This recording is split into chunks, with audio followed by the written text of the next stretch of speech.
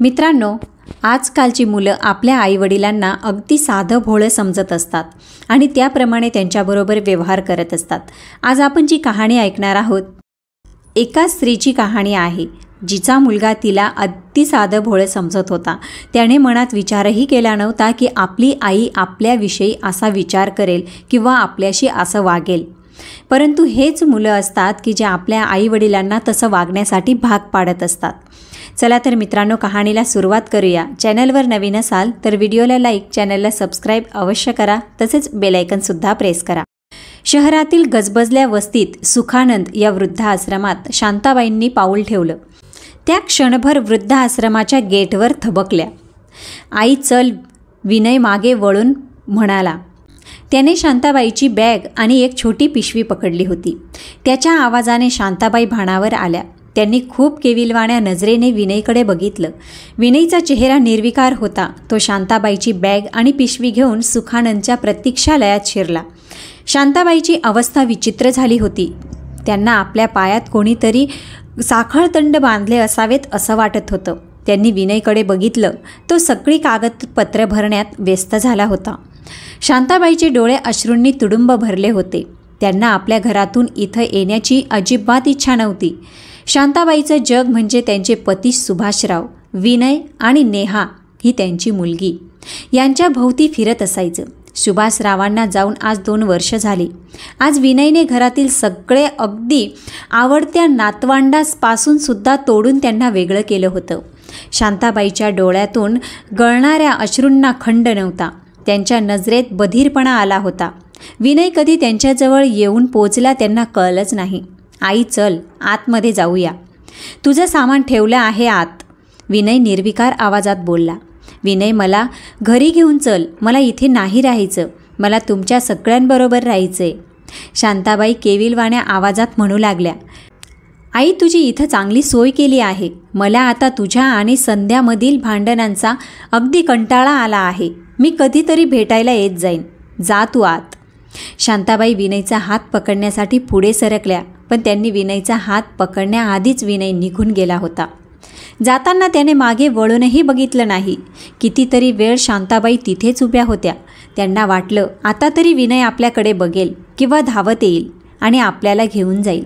पण यातील असं काहीच घडलं नाही. विनय गाडीत बसून गाडी सुरू करून निघून गेला. शांताबाई हताश झाल्या. मावशी, किती वेळ इथे थांबणार? चला आत. ऊन खूप वाढलंय, त्रास होईल. शांताबाईंनी मागे वळून बघितलं. सुखानंद वृद्धाश्रमाचा सेवक आश्रमाचा युनिफॉर्म घालून तिथे उभा होता. हो, एवढंच बोलून शांताबाई आत जायला वळल्या. आत जाता जाता त्यांना विनयचा बालवाडीचा पहिला दिवस आठवला. शांताबाई विनयला शाळेत सोडून निघणार तेवढ्यात विनयने भोकाड पसरलं. आई, तू नको जाऊ, मला घेऊन जा. त्याचा रडवेला चेहरा बघून त्याही रडवेल्या झाल्या. ते विनयला घ्यायला पुढे जाणार तोच तिथल्या बाईंनी त्याला आत नेलं. क्षणभर शांताबाईंना वाटलं त्याच गोष्टीची शिक्षा विनयने आज मला दिली असेल. या विचारसरणीशी त्यांना एक हुंदका फुटला. शांताबाई आलेला हुंदका आवरतात आणि त्या सुखानंद आश्रमाच्या नोकरा मागे मागे चालू लागतात. त्यांना तो सुखानंदचा नोकर त्यांना दिलेल्या खोलीपाशी घेऊन जातो. त्यांची बॅग तिथे ठेवतो. खोलीत खुर्चीवर बसलेल्या मालतीबाईंना तो म्हणाला, मालती काकू, ह्या तुमच्या नवीन रूम पार्टनर. हो का? डोळ्यावरचा चष्मा खाली करत मालती काकू म्हणाल्या. नाव काय यांचं? मालतीबाईंनी विचारलं. शांता, शांताबाई म्हणाल्या.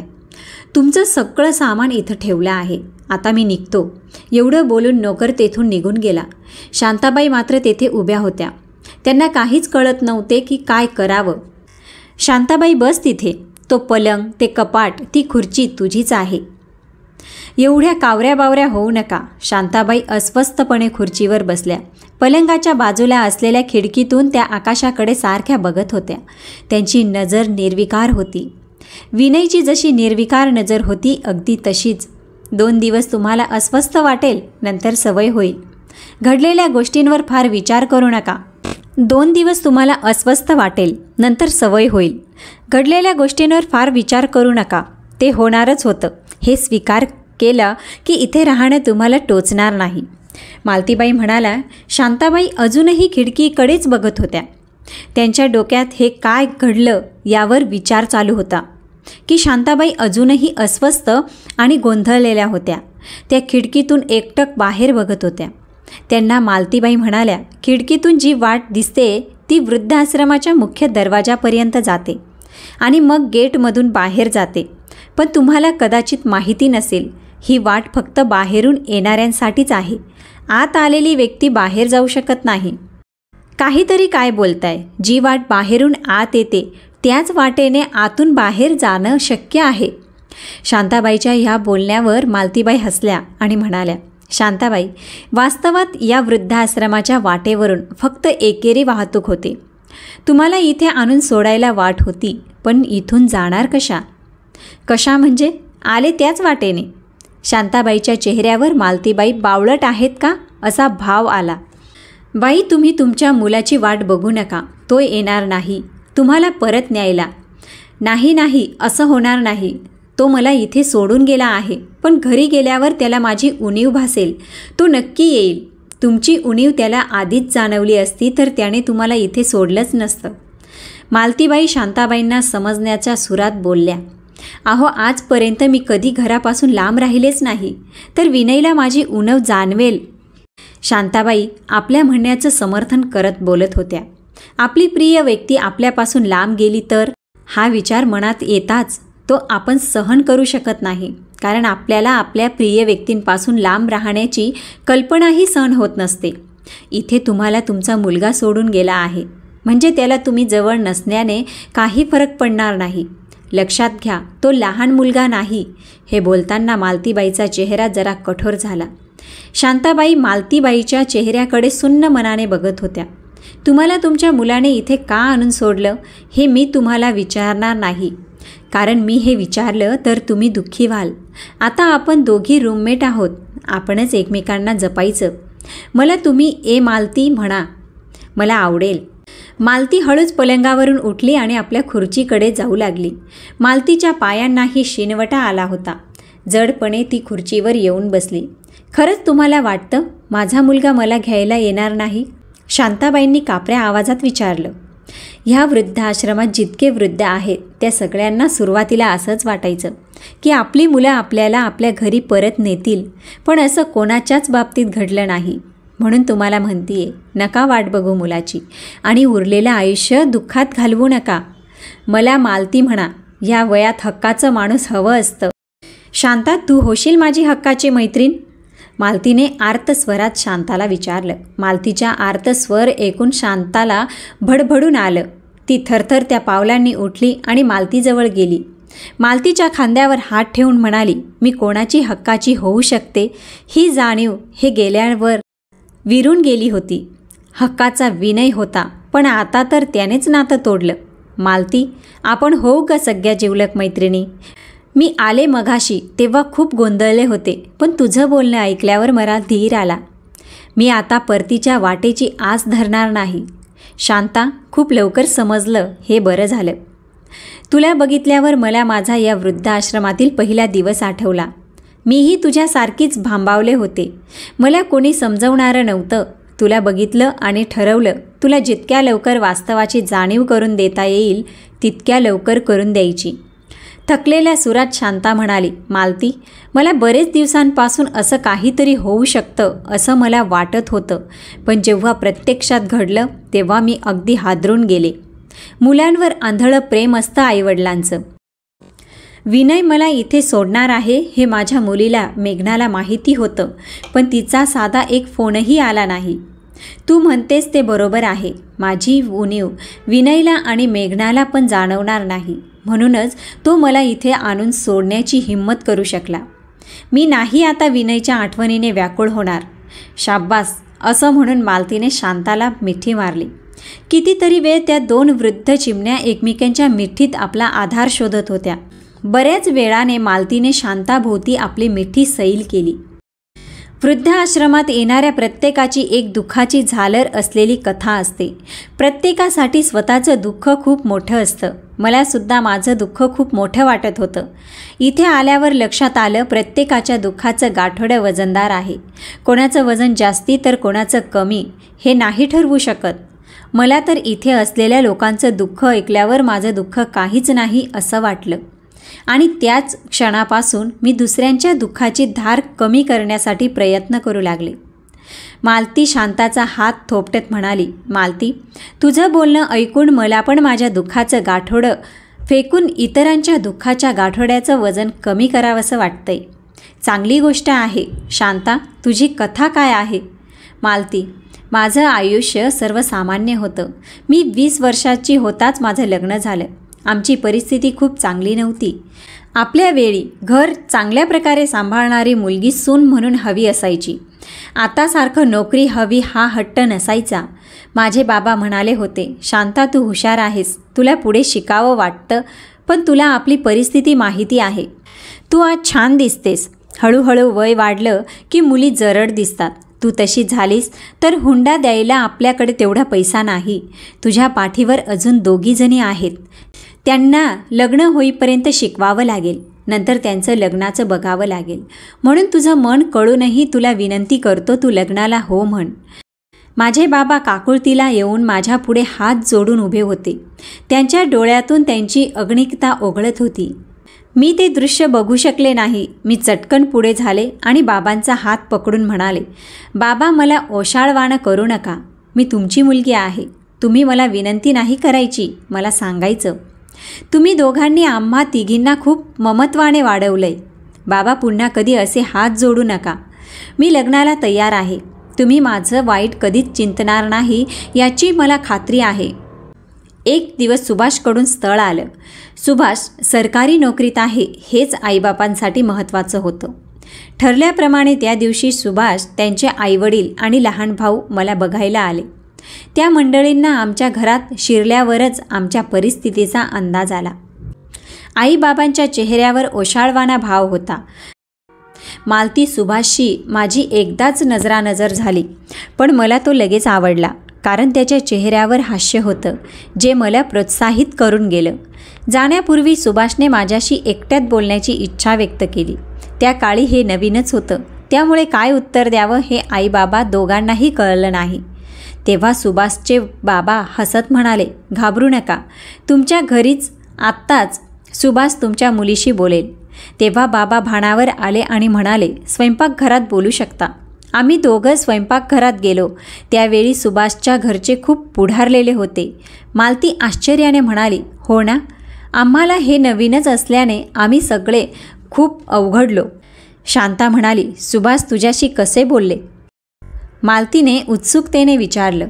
माझ्या मनात धाकधूक होती. तसंच आमचं स्वयंपाकघर पण खूप लहान आणि अस्ताव्यस्त पसरलेलं होतं. मी शर्मेने सुभाषला म्हटलं, आमचं घर खूप लहान आहे, स्वयंपाकघरात पसारा पण आहे. यावर सुभाष म्हणाला, माणसाचं मन मोठं असावं, मग सगळ्या गोष्टी व्यवस्थित मावतात, पसारा होत नाही. मालती, मी आश्चर्यचकित होऊन त्याच्याकडे बघितलं तर तो हसत म्हणाला, मला फक्त एवढंच तुला विचारायचं आहे की तू माझ्याशी लग्न करायला तयार आहेस का? कोणी तुझ्यावर जबरदस्ती नाही केली ना? एक देखणं व्यक्तिमत्व असलेला तरुण एका मुलीची संमती विचारतोय, हे केवढं आश्चर्य होतं. यावरून मला कळलं की आमच्यावर आमच्या आईवडिलांनी जसे संस्कार केलेत त्याच संस्कारात वाढलेला हा मुलगा आहे, जो मला आयुष्यभर सुखी ठेवेल. मला माझ्या आईवडिलांच्या डोळ्यात माझ्यामुळे दुःखाश्रू आलेले बघायचे नव्हते. मी त्याला सांगितलं, आमच्या घरी माझ्यावर कोणतीही जबरदस्ती नाही झाली. त्या एका प्रश्नाच्या उत्तरासाठी सुभाष वाट बघत होते.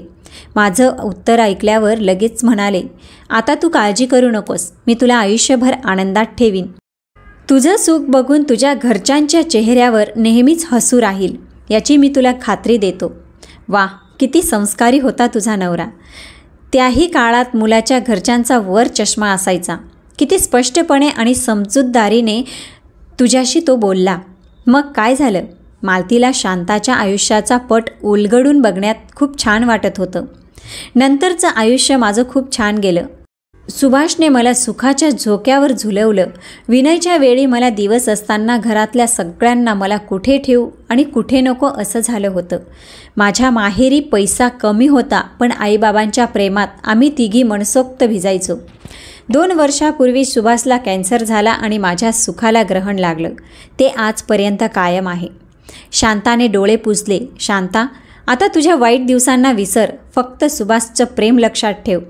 त्याच्या सहवासात घालवलेले क्षण हीच तुझी उरलेल्या आयुष्याची शिदोरी आहे. खूप पौष्टिक आहे ती. हो मालती, मी सुभाषच्या आठवणीत या वृद्ध आश्रमातील दिवस आनंदात घालवणार आहे.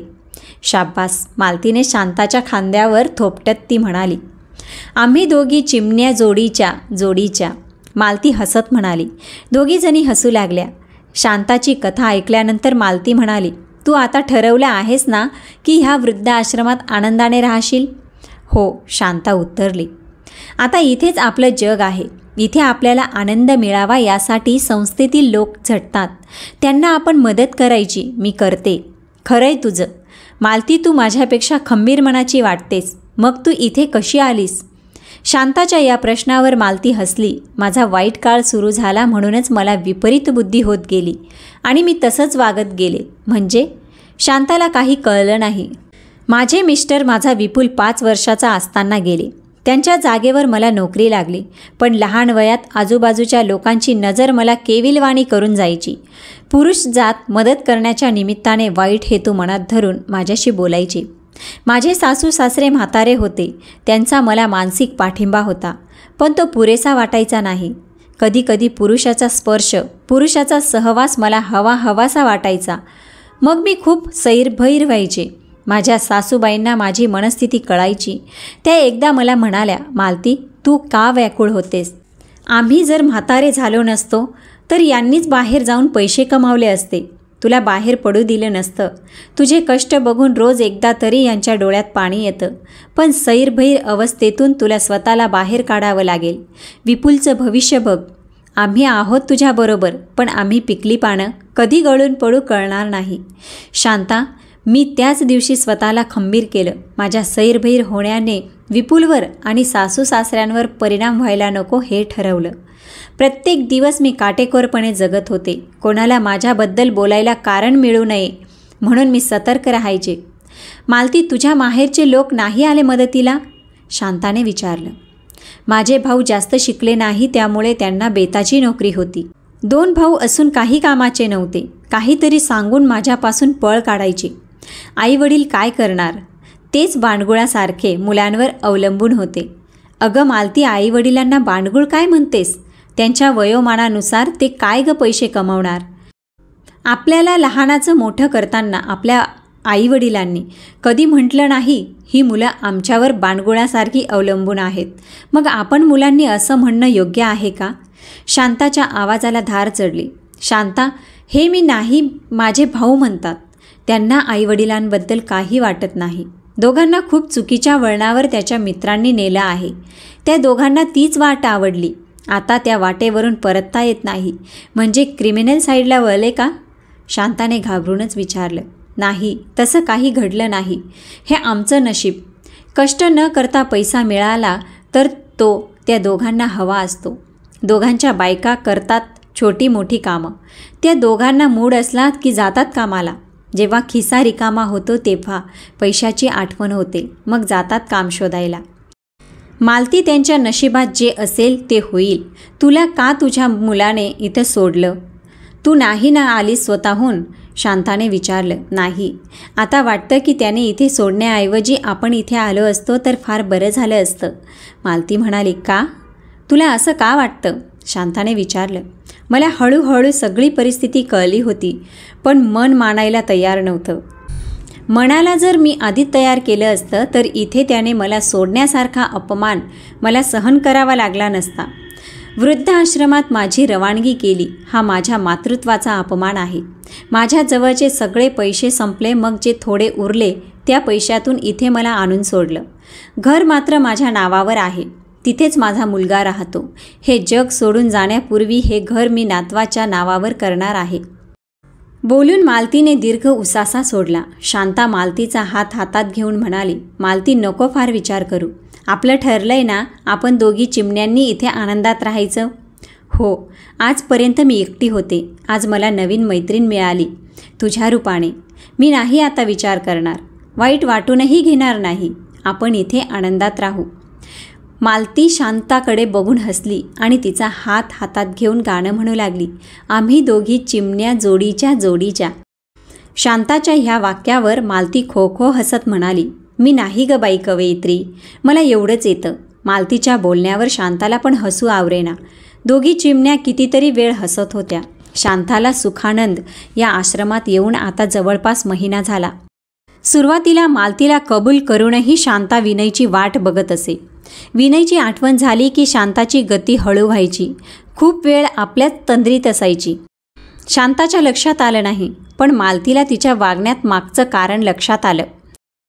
शांता, भूतकाळात फार रमू नकोस, कोणाची वाटही बघू नकोस, तूच दुःखी होशील, एक दिवस मालती शांताला म्हणाली. मालतीचं बोलणं ऐकताच स्वतःला कसंबसं सावरत शांता म्हणाली, नाही ग, असं काही नाही. मी जरा वेगळ्या विचारात होते. तुझा वेगळा विचार कोणता आहे मला कळतंय. शांता, उगीच सारवासारव करू नकोस. मीही या परिस्थितीतून गेले आहे. काही दिवसांनी मला कळलं, असं मुलाची वाट बघत बसण्यात काही तथ्य नाही. माझ्याच मनाची कुतर-ओढ होते. निष्पन्न काहीच निघत नाही. इथे येऊन 6 महिने झाले तरी विपुलचा एक फोन आला नाही. आईशिवाय ज्याचं पान हालत नव्हतं तो इतका कठोर कसा काय झाला, या विचारात मी खूप रात्री घालवल्या. त्याचा परिणाम माझ्या तब्येतीवर झाला. मालती. शांता हळूच मालतीसमोर पलंगावर बसली आणि म्हणाली, चुकलं माझं, मी तुझ्याशी खोटं बोलले. आता मी विनयची वाट बघत माझ्या तब्येतीवर परिणाम करून घेणार नाही. पण आपलीच पोटची मुलं अशी का वागतात ते कळत नाही. शांता, टाळी एका हाताने वाजत नाही हे सत्य मला त्या दिवशी दातार काकांनी लक्षात आणून दिलं. पांडे काका म्हणजे आपले व्यवस्थापक.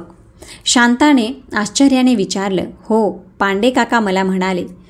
मालतीबाई, संसारात जेव्हा वादळ उठतं तेव्हा त्याच्यामागे 2 व्यक्तींचा सहभाग असतो.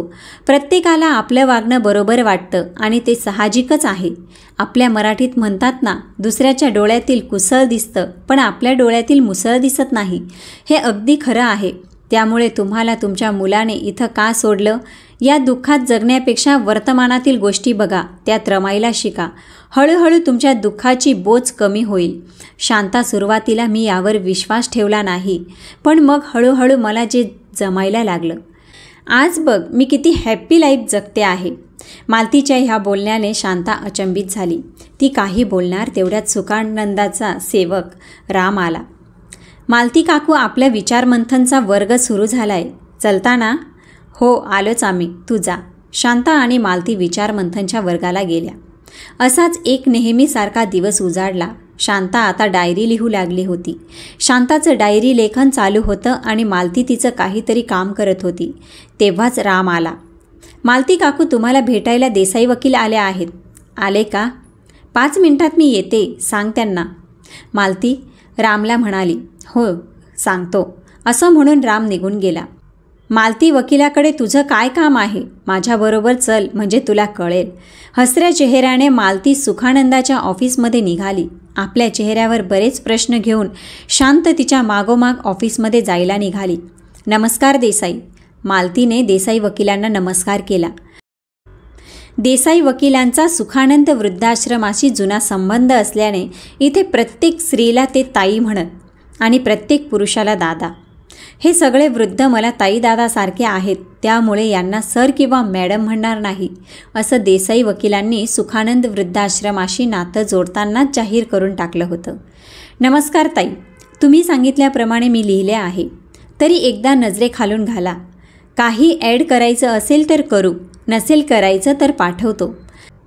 काय हे मालती? शांताच्या या प्रश्नावर मालती हसत म्हणाली. माझ्या मुलाला विपुलला घर सोडण्याची नोटीस पाठवते. काय नोटीस? अगं मालती, विपुल तुझा मुलगा आहे, त्याला नोटीस का पाठवते? का पाठवू नाही? इथे वृद्धाश्रमात सोडताना त्याने मी त्याची आई आहे हा विचार केला होता का? नाही ना. मग मी तो माझा मुलगा आहे हा विचार का करू? इथे मला आणून सोडलं हे त्याने माझ्या मातृत्वाचा, माझ्या कष्टाचा अपमान केला आहे. अपमान करून वर मी कष्टाने बांधलेल्या घरात फुकटात आणि मजेत राहतो आहे. त्यालाही कळू दे जरा दुनियादारी. मालती, हे सगळं माझ्या डोक्यावरून जातंय. झेपत नाही मला. शांता, आपल्या मराठीत म्हणतात ना, समोरचं ताट द्यावं पण बसायचा पाठ देऊ नये. पण मालती, हे लोकांसाठी, आपल्या मुलासाठी नाही. मला वृद्धाश्रमात ठेवताना मी त्याची आई नव्हते का? की तू ही चूक केलीस? भावनेच्या भरात सगळं मुलांना देऊन टाकलंस. परिणाम काय झाला? मुलाने इथं आणून सोडलं. मुलगी तर हालचालही विचारत नाही. त्यांना तुझी गरज नाही. माझ्याकडून नकळत का होईना अशी चूक झाली नाही. आता ही नकळत झालेली चूक सुधारते आहे. शांता अजूनही स्तब्ध होती. देसाई म्हणाले, तो ही नोटीस बघून तयार नाही झाला तर पुढे काय करायचं? 1 महिना त्याच्या उत्तराची वाट बघायची.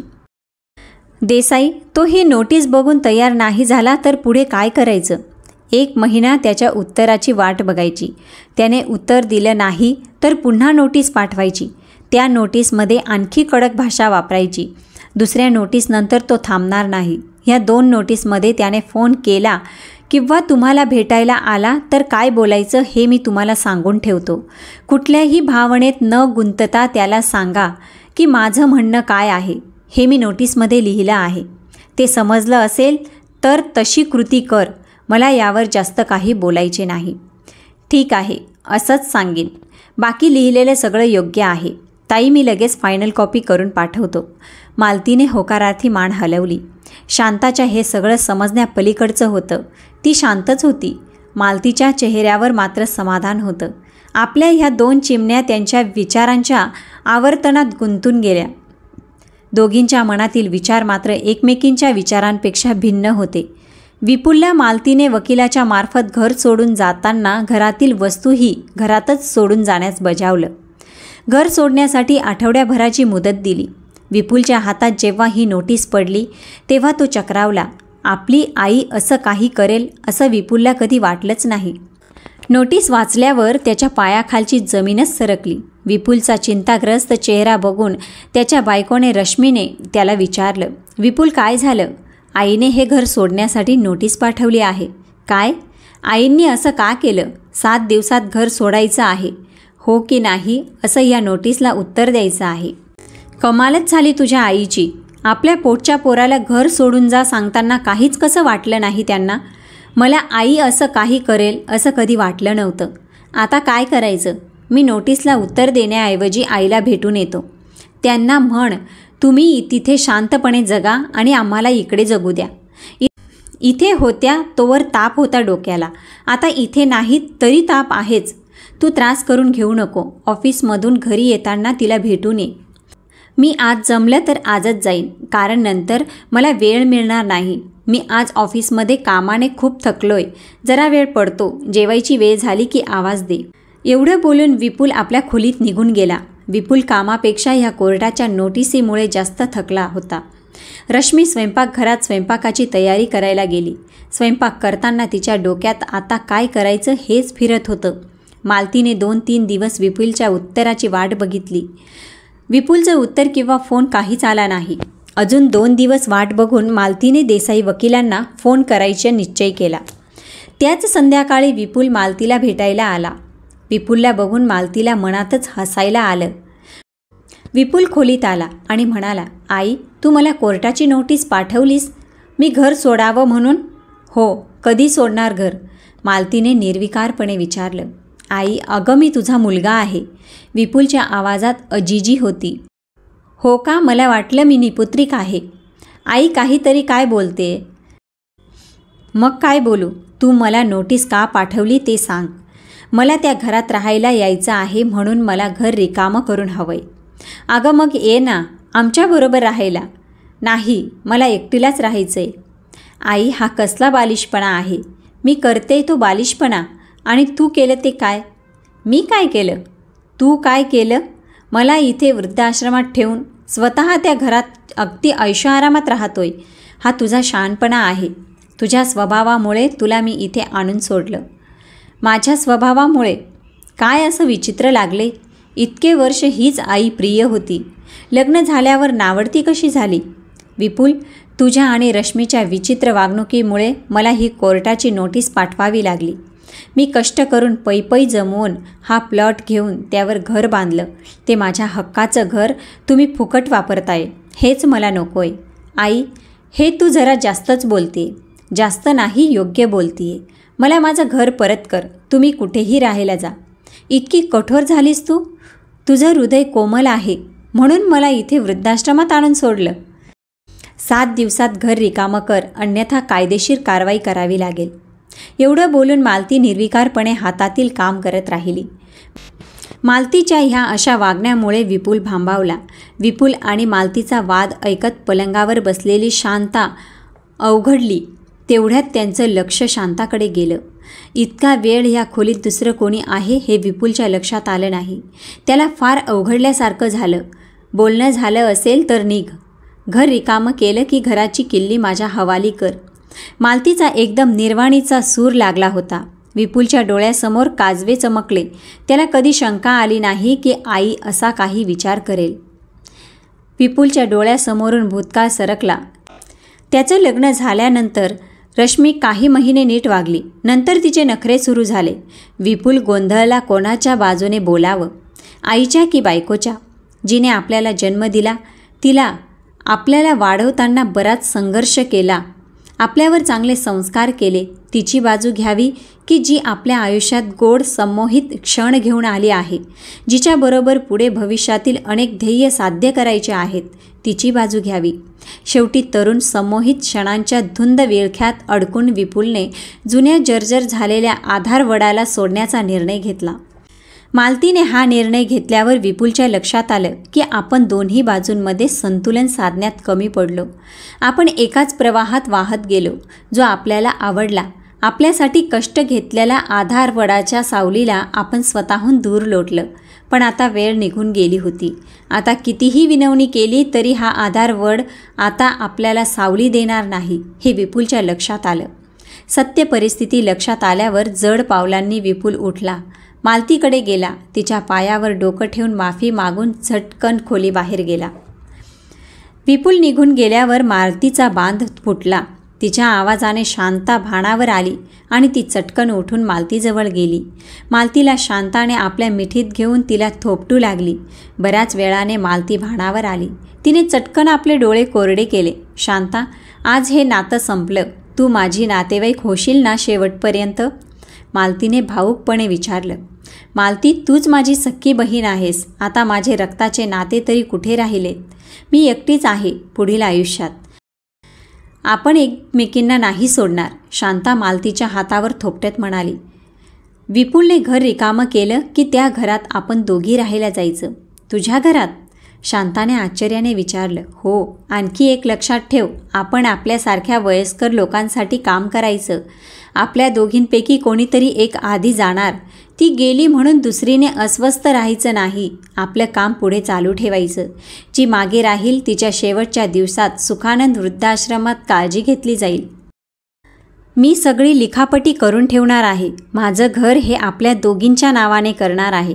आपल्या दोघींच्या मृत्यूनंतर मी हे घर माझ्या नातवाच्या नावावर करेल.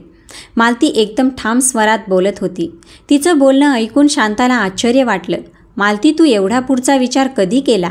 जेव्हा तू मला भेटलीस, तुझ्या रूपाने मला जगण्याची उमेद मिळाली, तेव्हाच हे सगळं मी ठरवलं. मध्ये मी 2-4 वेळेला देसाई वकिलांच्या ऑफिसमध्ये जाऊन यावर चर्चा केली. नंतर निर्णय घेतला. बापरे, तू मला प्रत्येक वेळी वेगवेगळी कामं सांगून बाहेर गेलीस. ते देसाई वकिलांच्या ऑफिसमध्ये गेली होतीस? आता मी निश्चिंत झाले. शांता मालतीच्या हुशार चाणाक्षपणाने खूपच प्रभावित झाली. मालती अचानक शांताच्या गळ्यात हात टाकून म्हणाली, आम्ही चिमण्या जोडीच्या. आम्ही एकाच फांदीवर राहणार, हक्काच्या फांदीवर मनसोक्त झुलणार. एवढं बोलून मालती हसायला लागली. तिच्या सुरात सूर मिसळून शांता पण हसायला लागली. काही दिवसात मालती शांताला घेऊन आपल्या घरात राहायला गेली. मालतीने ठाम राहून स्वतःच्या घरात राहणं पसंत केलं. आपल्या बसायचा पाठ तिने परत मिळवला. तर मित्रमैत्रिणींनो, आजची कहाणी तुम्हाला कशी वाटली कॉमेंटमध्ये नक्की लिहा. जर कहाणी आवडली असेल तर ओम नमः शिवाय लिहायला अजिबात विसरू नका.